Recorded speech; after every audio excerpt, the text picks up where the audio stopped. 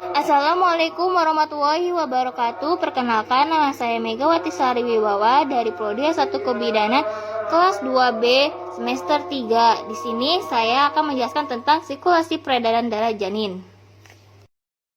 Sirkulasi darah fetal dimulai dari darah yang kaya akan oksigen dan nutrisi mengalir dari plasenta ke janin melalui vena umbilikalis yang terdapat pada tali pusar.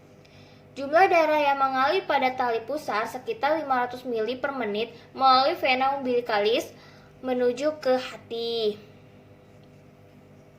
Ini ya hatinya. Melalui ductus venosus, kemudian darah mengalir ke dalam vena cava inferior bercampur darah yang kembali dari bawah bagian tubuh. Dari vena cava inferior masuk ke atrium kanan, kemudian sebagian besar darah akan dialirkan ke atrium kiri melalui foramen oval. Sebagian kecil darah dari atrium kanan masuk ke ventrikel kanan bersama-sama dengan darah yang berasal dari vena cava superior.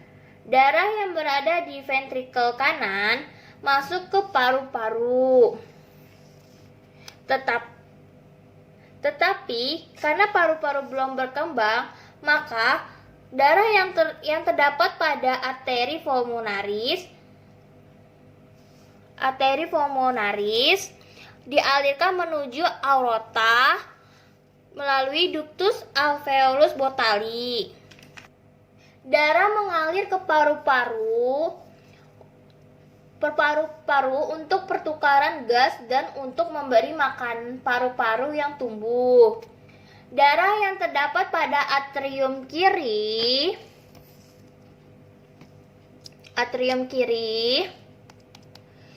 yang dialirkan ke ventrikel kiri ke seluruh tubuh melalui aorta. Selanjutnya, darah yang berada di aorta yang kaya akan karbodioksida kembali ke plasenta melalui arteri iliaka, kemudian ke arteri umbilikalis untuk mengadakan pertukaran gas selanjutnya. Sirkulasi darah fetal dimulai dari darah yang kaya akan oksigen dan nutrisi mengalir dari plasenta ke janin melalui vena umbilikalis yang terdapat pada tali pusar. Jumlah darah yang mengalir pada tali pusar sekitar 500 ml per menit melalui vena umbilikalis menuju ke hati. Ini ya hatinya. Melalui ductus venosus, kemudian darah mengalir ke dalam vena cava inferior bercampur darah yang kembali dari bawah bagian tubuh. Dari vena cava inferior masuk ke atrium kanan, kemudian sebagian besar darah akan dialirkan ke atrium kiri melalui foramen oval. Sebagian kecil darah dari atrium kanan masuk ke ventrikel kanan bersama-sama dengan darah yang berasal dari vena cava superior. Darah yang berada di ventrikel kanan masuk ke paru-paru. Tetapi karena paru-paru belum berkembang, maka darah yang terdapat pada arteri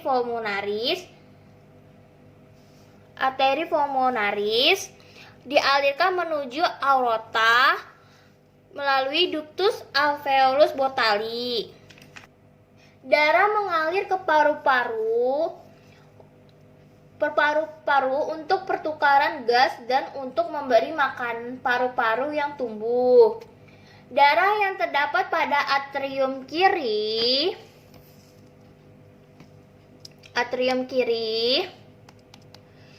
yang dialirkan ke ventrikel kiri ventrikel kiri ke seluruh tubuh melalui aorta. Selanjutnya, darah yang berada di aorta yang kaya akan karbon dioksida kembali ke planseta melalui arteri iliaka, kemudian ke arteri umbilikalis. Untuk mengadakan pertukaran gas selanjutnya. Sirkulasi darah janin akan berulang kembali menerima nutrisi dan oksigen dari plasenta melalui ductus venosus aranti menuju vena cava inferior yang kaya akan oksigen dan nutrisi. Sekian dan terima kasih. Assalamualaikum warahmatullahi wabarakatuh.